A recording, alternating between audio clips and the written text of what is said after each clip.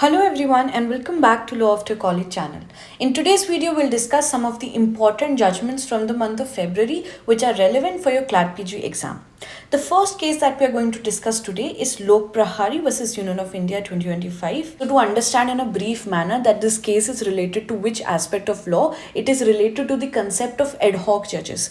So ad hoc judges concept is provided under Article 224A. तो यहाँ पे ये आर्टिकल आपके लिए करना इंपॉर्टेंट बन जाता है, आर्टिकल 224A. एड हॉक जजेस होते क्या हैं, पहले ये देख लेते हैं. एड हॉक जजेस बेसिकली टेम्पररी जजेस होते हैं जिन्हें एक टेम्पररी पर्पस के लिए अपॉइंट किया जाता है, यानी कि इन्हें बहुत ज़्यादा टाइम फ्रेम के लिए अपॉइंट नहीं किया जाता है. जनरली 2 to 3 years के लिए इनका अपॉइंटमेंट होता है फॉर सम टेम्पररी पर्पसेस. अब यहाँ पे हम हाई कोर्ट्स की बात कर रहे हैं, तो जनरली हाई कोर्ट्स में किसे एड हॉक जज की तरह अपॉइंट किया जाएगा, तो those are retired high court जजेस. जो रिटायर्ड हाई कोर्ट जजेस होंगे उन्हें ही एड हॉक जजेस की तरह अपॉइंट किया जाएगा. तो चलिए देख लेते हैं कि इस केस में बेसिकली क्या हुआ था. यहाँ पे सुप्रीम कोर्ट ऑफ इंडिया ने एक बहुत इंपॉर्टेंट ऑर्डर निकाला है रिगार्डिंग द 2021 जजमेंट. तो हमारे लिए इस केस में, जैसे कि मैंने आपको पहले ही बताया कि क्लैट पीजी एग्जाम जो है वो आपके पुराने 5-6 साल के जजमेंट्स को भी रीसेंट जजमेंट्स में काउंट करता है, और काफ़ी बार हमने देखा है कि एग्जाम्स में ये जजमेंट्स पूछ लिए जाते हैं. तो यहाँ पे आपके लिए 2021 का जजमेंट इंपॉर्टेंट बन जाता है. हम देखेंगे कि इस जजमेंट में बेसिकली क्या बात कही गई थी और उससे रिलेटेड क्या ऑर्डर है जो 2025 में आया, जिससे कि ये केस एक हाई रेलेवेंसी केस बन जाता है आपके क्लैट पीजी एग्जाम के लिए. सो बेसिकली अगर हम फैक्ट्स को समझें तो लोक प्रहारी एक एनजीओ है जो पहुंच जाता है आर्टिकल 32 के अंदर सुप्रीम कोर्ट के पास, और ये कहता है कि जो आपने कंडीशंस लगाई थी 2021 के जजमेंट में उन्हें रिलैक्स कर दिया जाए. ठीक है, और वो ऐसा क्यों कहता है? वो ऐसा इसलिए कहता है क्योंकि हाई कोर्ट्स में बहुत ज़्यादा पेंडेंसी ऑफ केसेस हो रही है. तो यहाँ पे अगर आप एड हॉक जजेस को अपॉइंट करेंगे तो इस प्रॉब्लम को सॉल्व किया जा सकता है. ठीक है, इश्यूज देख लेते हैं यहाँ पे क्या निकल के आते हैं. इश्यूज ये निकल के आते हैं कि whether the condition that ad hoc जजेस can be appointed only when vacancies exceed 20% of the sanction strength should continue given the current high pendency of cases. ये 20% क्या है? 20% 2021 के जजमेंट में बताया गया था. वहाँ पे कुछ ट्रिगर पॉइंट्स बताए गए थे कि कौन सी ऐसी सिचुएशंस हैं जब हम एड हॉक जजेस को अपॉइंट करेंगे. तो जिसमें से सबसे पहली कंडीशन ये दी गई थी कि आप एड हॉक जजेस को तभी अपॉइंट करेंगे जब जो वैकेंसीज है they exceed 20% of the sanction strength. ठीक है, इस कंडीशन को अभी भी कंटिन्यू करना चाहिए, या फिर क्योंकि हमारे पास हाई पेंडेंसी ऑफ केसेस हो रहे हैं हाई कोर्ट्स में तो इस कंडीशन को हटा देना चाहिए. नेक्स्ट यहाँ पे एक और बात कही गई थी जो आपके लिए इंपॉर्टेंट है, वो ये है कि whether division benches should include only ad hoc जजेस और if they must always include a sitting high court जज. ठीक है, तो अगर हम डिवीजन बेंच बना रहे हैं जो ये केसेस को सुनेगी, तो वहाँ पे क्या दोनों डिवीजन बेंच के जजेस को हम एड हॉक जजेस रखेंगे, या फिर one will be sitting high court जज and one will B ad hoc जज. तो इसी के ऊपर देखते हैं कोर्ट ने क्या बात कही. उससे पहले जजमेंट को पढ़ने से पहले थोड़ा सा ब्रीफ में मैं आपको एड हॉक जजेस के बारे में बता देती हूँ, ताकि इससे रिलेटेड कोई भी इंपॉर्टेंट इन्फॉर्मेशन आए तो आप वो एग्जाम में कर सकें. देखिए, ये जो केस था आपका लोक प्रहारी वाला केस 2021 का, ये 3 जज बेंच केस था. ठीक है, इसके बाद देखिए एड हॉक जजेस, जैसे कि मैंने आपको बताया कि टेम्पररी जजेस होते हैं जिन्हें एक टेम्पररी पर्पस के लिए अपॉइंट किया जाता है. जो 2021 का हमारा जजमेंट था उसके अंदर गाइडलाइंस को ले किया गया था. किससे रिलेटेड? ये गाइडलाइंस थी कंडीशंस एंड प्रोसीजर से रिलेटेड, कि क्या क्या ऐसी कंडीशंस हैं जिनमें हम एड हॉक जजेस को अपॉइंट करेंगे and what will be the procedure that will be followed. अब कंडीशंस की अगर मैं बात करूं, सबसे पहले कंडीशंस की अगर मैं बात करूं तो सुप्रीम कोर्ट ने कुछ ट्रिगर पॉइंट्स बताए थे कि क्या ऐसे ऐसे पॉइंट्स हैं जहां पे एड हॉक जजेस की नीड अराइज होती है और वहां पे उनका अपॉइंटमेंट होना चाहिए. सबसे पहली कंडीशन जो हमारे अभी के जजमेंट के लिए भी रेलेवेंट है वो ये है कि if the vacancies are more than 20% of the sanction strength, तब आप एड हॉक जजेस को अपॉइंट करेंगे. उसके बाद जैसे कि यहाँ पे कुछ कंडीशंस और दी हैं कि जैसे cases in a particular category are pending for over 5 years, या फिर more than 10% of the backlog of pending cases are over 5 years old, और ऐसे करके 3-4-5 कंडीशंस दे दी गई जो आप वीडियो को पॉज करके पढ़ सकते हैं. इसके बाद हम आगे बढ़ते हैं. तो अब हमने देख लिया कि कंडीशंस क्या क्या प्रोवाइडेड है. इसके बाद अगर मैं प्रोसीजर की बात करूं तो प्रोसीजर आपका प्रोवाइड किया गया है मेमोरेंडम ऑफ प्रोसीजर के अंदर, जो कि 1998 में फॉर्मुलेट किया गया था. इसके पैरा 24 के अंदर एड हॉक जजेस को अपॉइंट करने की सारी प्रोसीजर डिस्क्राइब की गई है. ये जो मेमोरेंडम ऑफ प्रोसीजर है ये कब आया था? ये आया था after supreme court advocates on record versus union of India का जो आपका केस था 1993 का, जिसे हम पॉपुलरली सेकंड जजेस केस भी कहते हैं। इस केस के बाद ही आपके पास क्या आया था? इस केस के बाद मेमोरेंडम ऑफ प्रोसीजर बनाया गया था, जिसके अंदर तमाम वो सारे प्रोसीजर्स को इंक्लूड किया गया है जो कि जुडिशरी से रिलेटेड है। कभी अपॉइंटमेंट करनी है, कुछ करना है, तो वहाँ पे क्या क्या प्रोसीजर्स को फॉलो किया जाएगा, वो सारे प्रोसीजर्स मेमोरेंडम ऑफ प्रोसीजर के अंदर हमें मिल जाते हैं। तो अब हम ये देखते हैं कि प्रोसीजर क्या है एडहॉक जजेस को अपॉइंट करने का।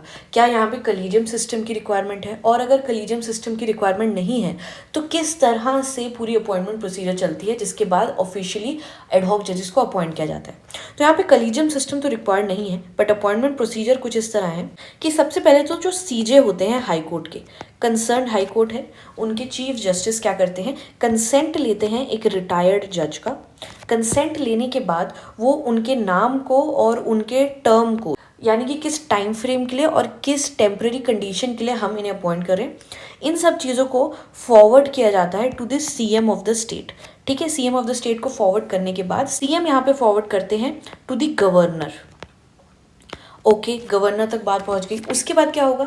गवर्नर यहाँ पे इस नेम को, इस रिकमेंडेशन को फॉरवर्ड करेंगे to the union minister of law and justice, which in turn will forward it to CJI. CJI will now render advice on this recommendation.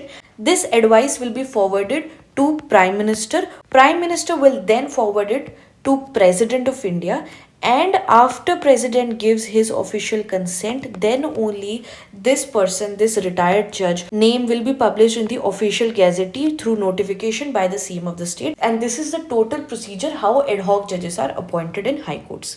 ठीक है, इसके बाद देख लीजिए टेन्योर क्या होता है। तो टेन्योर जनरली यहाँ पे 2 से 3 साल तक का टेन्योर होता है जहाँ पे हम इन्हें अपॉइंट करते हैं। ठीक है, तो ये कुछ ब्रीफ था कि क्या क्या आपको पता होना चाहिए एडहॉक जजेस के बारे में। इसके बाद हम देख लेते हैं कि जजमेंट में क्या कहा गया। जजमेंट में सुप्रीम कोर्ट ने सस्पेंड किया अर्लियर रिस्ट्रिक्शंस को, अर्लियर कंडीशंस को, जहाँ पे हमने कंडीशंस देखी, जिसमें से सुप्रीम कोर्ट ने क्या कहा कि for the time being the 20% vacancy condition is held in abeyance. यानी कि जो 20% की कंडीशन अभी तक लगाई जा रही थी उसे हम रिलैक्स कर रहे हैं, वो कंडीशन को स्ट्रिक्टली फॉलो करना नेसेसरी नहीं है। और इससे क्या होगा? इससे हम ईज कर देंगे the process of appointing ad hoc जजेस, और इस प्रोसेस को ईज करके हम क्या करेंगे, जो प्रॉब्लम आ रही है पेंडेंसी ऑफ केसेस की, उसे सॉल्व कर पाएंगे। सुप्रीम कोर्ट ने कहा कि each high court is directed to appoint 2 to 5 ad hoc जजेस। लेकिन 2 to 5 आपने एडहॉक जजेस अपॉइंट तो करने हैं, लेकिन आपने एक चीज़ का ध्यान रखना है, वो ये है कि आपका 10% ऑफ द सैंक्शन स्ट्रेंथ से ज़्यादा एडहॉक जजेस नहीं होने चाहिए एक हाई कोर्ट में। यानी कि मान लीजिए किसी एक हाई कोर्ट की सैंक्शन स्ट्रेंथ है 30, तो 10% यानी कि 3 एडहॉक जजेस से ज़्यादा उस हाई कोर्ट में नहीं होंगे। उसके बाद कोर्ट ने ये भी कहा कि हम अपनी प्रीवियस ऑब्जर्वेशन को साइडलाइन करते हैं, क्योंकि जो डिवीजन बेंच क्रिएट की जाएगी उसके अंदर ज़रूरी नहीं है कि दोनों एडहॉक जजेस ही हो। यहाँ पे ऐसा ज़रूरी नहीं है। एक यहाँ पे हम सिटिंग हाई कोर्ट जज को प्रेफर करेंगे and 1 will be the ad hoc जज। तो ये बेसिकली इस जजमेंट के अंदर कहा गया था। आई होप आपको ये जजमेंट समझ में आई होगी। मैंने बहुत ईजी तरीके से आपको समझाने की कोशिश की है कि जो ऑर्डर निकल के आया वो क्यों रेलिवेंट है, और 2021 के जजमेंट में बेसिकली क्या बातें कही गई थी जो आपके एग्जाम के लिए रेलिवेंट है। इसके बाद अब हम आगे बढ़ते हैं हमारे नेक्स्ट केस पे, which is Shrimati Usha Rani versus Madhula Srinivas. 2025 का केस है। 2 जज बेंच का ये केस है। फैक्ट्स को समझ लेते हैं जल्दी से। फैक्ट्स में there is 1 wife which is the appellant, okay, she is the appellant. Then there is husband number 2 which is the respondent, okay. ये वाइफ काफ़ी टाइम से हस्बैंड नंबर 2 के साथ रह रही है, but she has had a previous marriage with husband number 1, जिससे भी उसका सेपरेशन पहले हो चुका है, लेकिन यहाँ पे डिवोर्स नहीं हुआ है। लीगली कोई भी डिवोर्स नहीं हुआ है। यहाँ पे सेपरेट तो रह रहे हैं ये लोग काफ़ी टाइम से, बट कोई डिवोर्स नहीं हुआ है। अब हस्बैंड 2 को शादी करते टाइम ये पता था कि वाइफ की पहले एक मैरिज हो चुकी है। इसके बाद husband 2 and wife have been staying together for a very long period. They also had a child. But later, recently, they have separated due to some matrimonial disputes. अब यहाँ पे wife is now after separation is claiming maintenance from husband number 2. Okay, she is claiming maintenance from whom? From husband number 2. अब यहाँ पे legal सवाल, legal issue ये निकल के आता है कि क्या जब वाइफ का ऑलरेडी एक पहला हस्बैंड है और वो मैरिज अभी भी वॉइड नहीं है, वो मैरिज अभी भी लीगली वैलिड है क्योंकि लीगली कोई डिवोर्स नहीं हुआ है, तो क्या वो अपने सेकंड हस्बैंड से मेंटेनेंस क्लेम कर सकती है या फिर नहीं कर सकती है? ठीक है, ये सवाल है इसके अंदर। तो आपके लिए रेलेवेंट सेक्शन यहाँ पे क्या हो जाता है, आपके लिए रेलेवेंट सेक्शन हो जाता है सेक्शन 125 ऑफ सीआरपीसी, जो बात करता है मेंटेनेंस की। देखिए यहाँ पे मैं आपको जब भी केसेस पढ़ा रही हूँ मैं आपको इंपॉर्टेंट सेक्शन भी बता रही हूँ। इंपॉर्टेंट सेक्शन आपके लिए जानना इसलिए ज़रूरी है क्योंकि आपके पास जो पैसेज आएगा वो सिर्फ ये नहीं पूछेगा कि केस के अंदर क्या हुआ, वो केस से रिलेटेड जितनी भी जानकारी है वो आपसे पूछ सकता है। अगर 125 की मैं बात कर रही हूँ तो वो 125 के कुछ लैंडमार्क जजमेंट्स के ऊपर बात कर लेगा। जैसे कि आपके पास 125 सेक्शन 125 सीआरपीसी से रिलेटेड कौन सा लैंडमार्क केस आता है, शाहबानो बेगम का केस आता है आपके पास 1985 का, आई होप आपको सबको याद होगा। तो आपके लिए ये केस इंपॉर्टेंट बन गया। या मेंटेनेंस से रिलेटेड और क्या एस्पेक्ट है जो कि आपके पास फैमिली लॉ के अंदर पूछा गया है, ये चीज़ें इंपॉर्टेंट बन गई। तो ऐसे होलिस्टिकली कॉम्प्रिहेंसिवली जब आप केसेस को पढ़ेंगे तो आपके चांसेस बढ़ जाएंगे क्लैट पीजी एग्जाम को एक्सेल करने के। ठीक है, तो चलिए देखते हैं हम इश्यूज क्या रहे इस केस में। इश्यूज यही है कि whether a woman can claim maintenance under section 125 CrPC from her second husband while her first marriage remains legally subsisting, जैसे कि मैंने आपको बताया। उसके बाद इंटरप्रिटेशन ऑफ वाइफ की बात की गई है कि क्या जो टर्म वाइफ है सेक्शन 125 सीआरपीसी में उसे कितना ब्रॉड इंटरप्रिटेशन देना है। क्या उसके अंदर वही वाइफ को इंक्लूड किया जाएगा who is under a valid marriage, और it will also include women in void or de facto separated marriages particularly when the second husband was aware of the existing marriage. यहाँ पे जो factual matrix है इसके अंदर सबसे important बात क्या है, सबसे इंपॉर्टेंट बात यह है कि जो सेकंड हस्बैंड है he is aware of the first marriage.